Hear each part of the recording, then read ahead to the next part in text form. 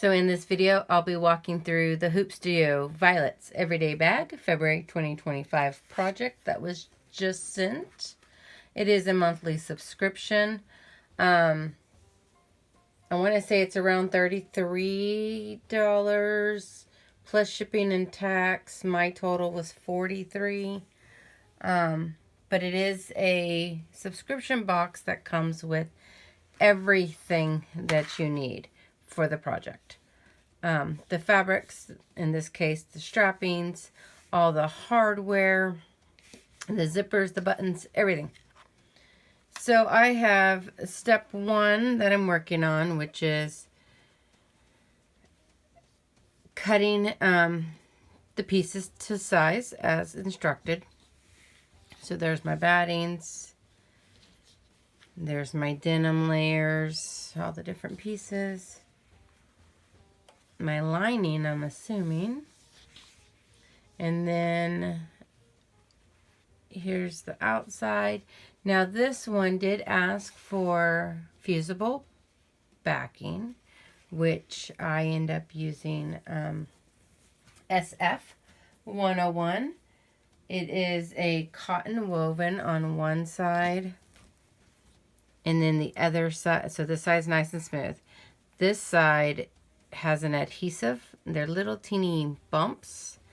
You can fuse it with steam or mist or something that activates those little adhesive bumps, and then go ahead and press it down onto the fabric that it's telling you to.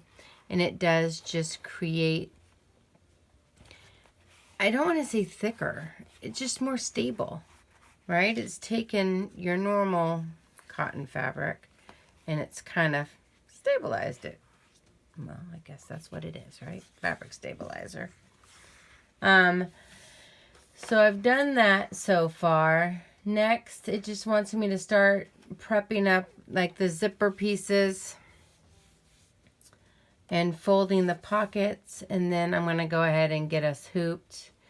For this project, not only did we need the batting that it came with, we needed this fusible stabilizer, and we're going to need a cutaway mesh. You can see how you can see through that, and it has these little X's, crosses, T's on there. It is a cutaway. It is fantastic. I've learned in my embroidery so far. Rather than the paper that you're ripping, this one is a very lightweight. I don't notice it when I put it on the back of, let's say, a happy birthday on a t-shirt. It doesn't scratch the skin. It's a nice soft one.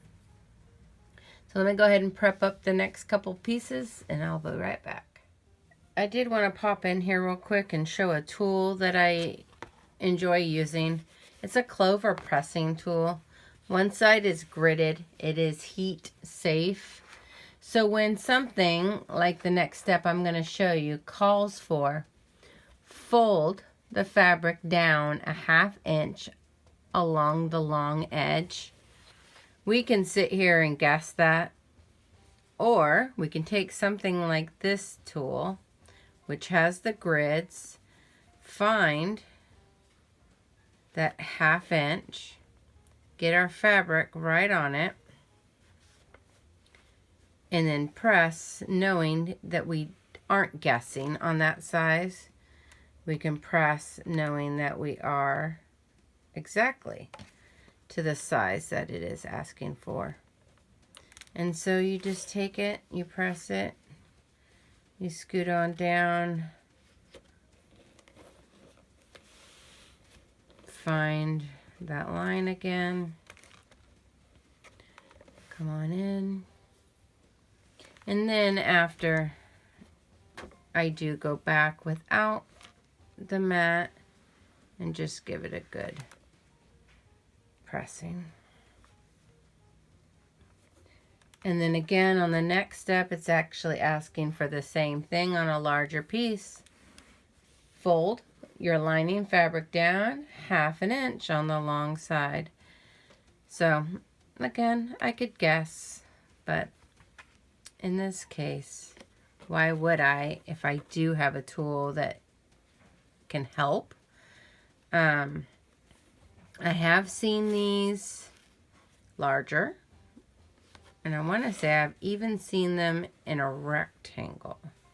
Not too sure if that was an exclusive item in an older So sampler box, but it was like a 2.5 by 6.5. Either way, this square does what it needs to do for me. I don't mind having to hop down, you know, and press the last half of the fabric on two steps here. That doesn't bother me.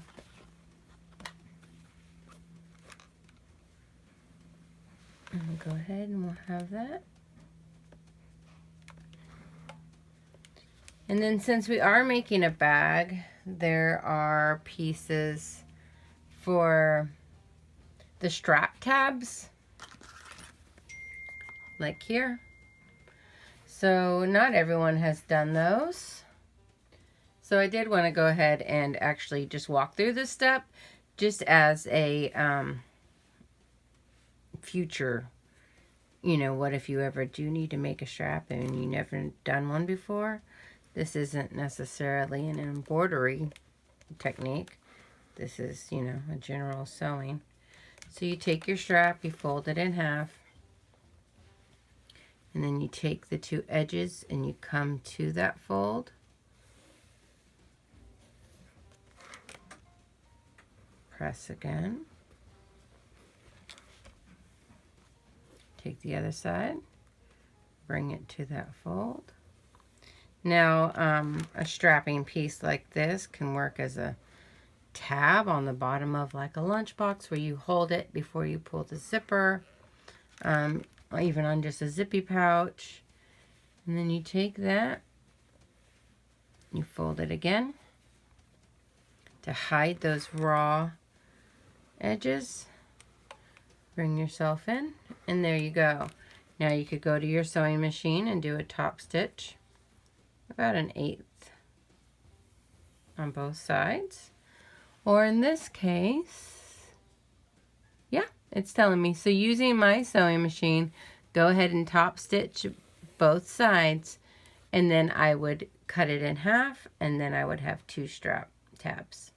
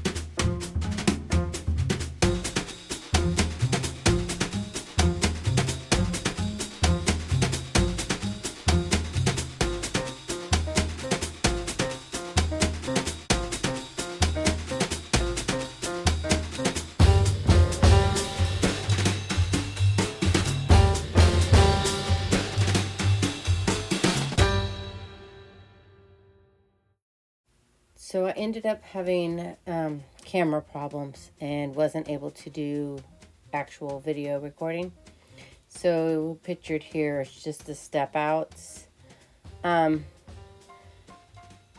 It puts the placement stitches, and then you put the batting, and then you trim, and you just follow the instructions. The zipper placement's kind of cool, and you end up cutting out the back of the stabilizer.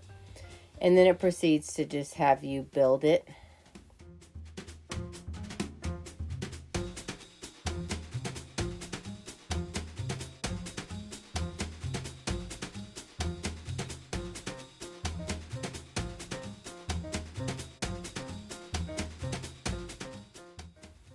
Here you'll see that the machine is doing the quilting. This is the front pocket area. It also did it on the back whole panel part. This is where it stitches in the strap tabs. And then I put the front and the back together. That's actually the lining, which goes last. You'll see here, there's a small opening for me to turn it.